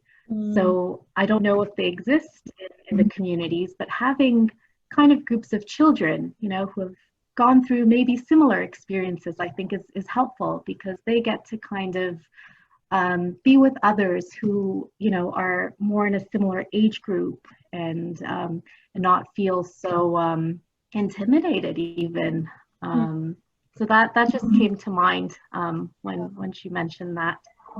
No, I love that. I think like that would be definitely an ideal form, because it makes you realize that you're not alone, right? And that's one of the things that children that are experiencing that sometimes feel, even if they're in sibling relationships, the way you talk to your siblings is very different than the way that you talk to other people, right? So you can be like, well, my family's the only one that's going through this. But if there are support groups within a community level, and let's all be real here. Everything costs money. And so the healthcare system doesn't always cover the cost of therapy because therapy is still not seen as a health issue a lot of times. And so when you have these systems that are systematically barriers for people, a lot of times kids don't have access, or mothers or fathers don't know to where to take their kids, right? And so I think if it was more talked about in an open way, there would be less shame in it, right? Because there's a lot of shame in communities about being in a domestic violence situation. Like, oh, how am I going to be viewed that like I got myself into this place? Where it's not the victim's fault. Like, it's not the victim's fault that they're in a violent situation, right? And so once as a society and we fund things that are more constructive, like social workers don't get paid enough, therapists don't get paid enough, community organizers don't get paid enough, and you know, police do get paid enough, but they're not trained to serve in terms of the mental well-being of children or the family, right? They're there to de-escalate a situation, and the de-escalation is not always constructive. So when we talk about these layered issues, there's a lot of work to do, but that kind of goes back to talking about what can we do as a community. The people that are invested in the protection of youth, the sustaining of youth, the cultivating of young minds, what can we do to go further? Can we provide an art space that like kids just come in, we form those relationships with families so that they trust us enough to leave their kids with us for hours to just draw or to talk or to have areas of like, I'm connecting with people outside of my family where I feel safe so that I know where to go, right? You know, ideally every family wants to be the safest place, but you know, that's an ideal situation. And I think having those options, investing in options of like not only victim support groups, but youth support groups. And the previous, when I used to work in domestic violence outreach, there was offender services in terms of providing offender classes about rehabilitation in terms of like getting their thought process going. There was victim support groups. There wasn't youth support groups. There was youth counseling. There was youth counseling in terms of like having that free counseling service, but there wasn't youth support groups that were talking together, or even just like a place for people to come safely. So thank you for bringing that up, because I think that's really important with work that wants to be done. This is a passion project of mine, and definitely something that I want to invest my life in, not only in education, but like where are the intersections of mental health and education? How can we make that a place where each one of them go hand in hand, where you have to be certified in learning about trauma, at least in the bare minimum, in order to work with children. And I think I'm hopeful, inshallah, like it'll happen one day. But I think if anybody is interested in kind of talking about, I am all about strategizing and game planning. That is like, I have so many templates. So if anybody wants to talk to me afterwards and like kind of start thinking about this in a bigger place and kind of talk about like forming these sort of things, I am here and always willing to. Wanted to respond to Sister Tanzim's comment about the potential for the children to be spending time without me with their abuser.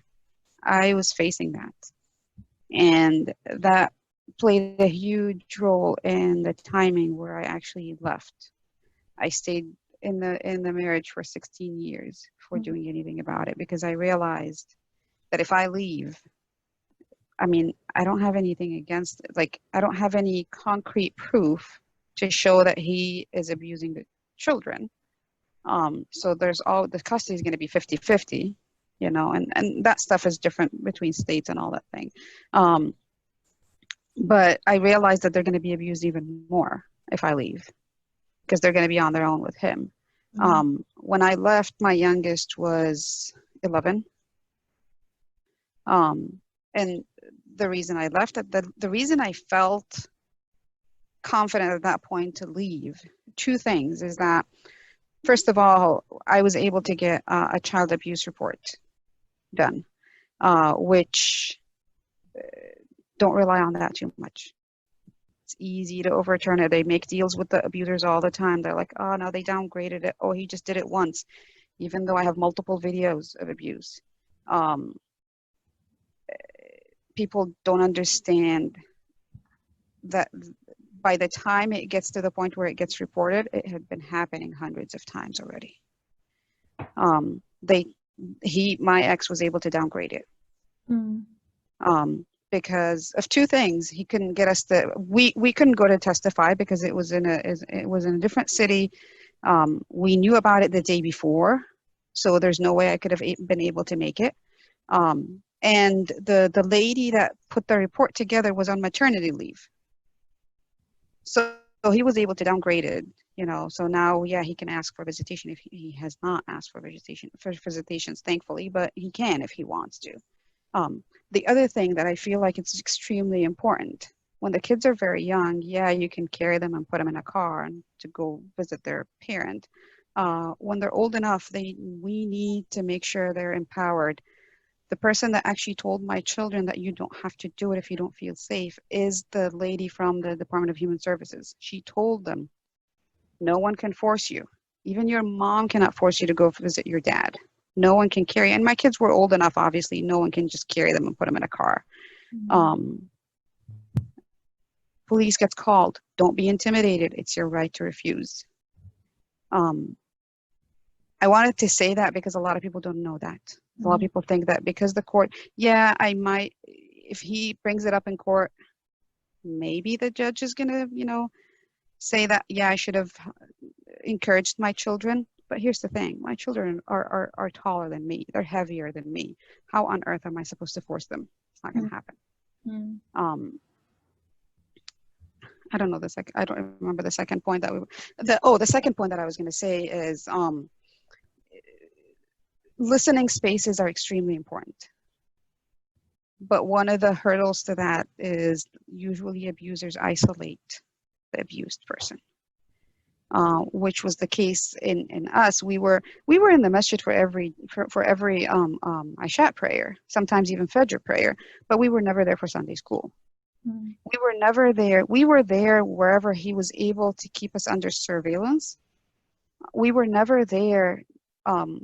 We were there, yeah, when there were potlucks because he was always around. Not all potlucks either, even. But when it was more of like, oh, the kids are just going to be with other kids without him being able to keep tabs on them, that was not possible at all. At some point early on, he was we were all volunteering for Sunday school and stuff. But then when the abuse escalated, he decided to isolate everybody. That's when we all got caught off from Sunday school and stuff. So listening spaces are extremely important to have, but you also have to realize that if we're not actively looking for those kids in our community, we're never going to find them because they're extremely isolated. Maybe not all of them. Some of them are not. Some of them are extremely isolated. I think that's all I had. Sorry. No. Please don't apologize. I think, 100% being conscious of our surroundings and conscious of just like people. And I think that really comes from being present as well in a society that moves so quickly and kind of thrives off of individualism. There's not a collective nature to the way that we view people. And so I think it starts, again, that's why I say it always starts from yourself, being like, I care about the person sitting next to me, regardless of if I know them or not. I want to be good to someone for the sake of just because they're like a part of society and they're human. I think that's a while to go, but again, I'm grateful for everyone who's here because you inspire me that it is going to get better. Again, just to wrap things up, this is my personal email if you ever want to contact me or had any further questions. Screenshot this, write it down. Again, follow Peaceful Families on Instagram, Twitter, Facebook, YouTube, all that good stuff. This is also Peaceful Families' email if you wanted to email them directly. But yeah, thank you everybody for coming. Everyone here, everybody on Facebook Live. Thank you so much for coming. At least, again, you inspire me to be better. And again, if I made any mistakes while I did this presentation, if I hurt anyone unintentionally, that wasn't my intention. So I ask for your forgiveness. And anything that I did good is from the grace of God. And I ask for you to keep me in your thoughts and your prayers. And yeah, I'm here for all of you. So thank you so much. Thank you, Zara. Thank you, Zara. Thank you so much. Thank you. Take care. Running today. Inshallah, hope to see you at future events. Yes, inshallah.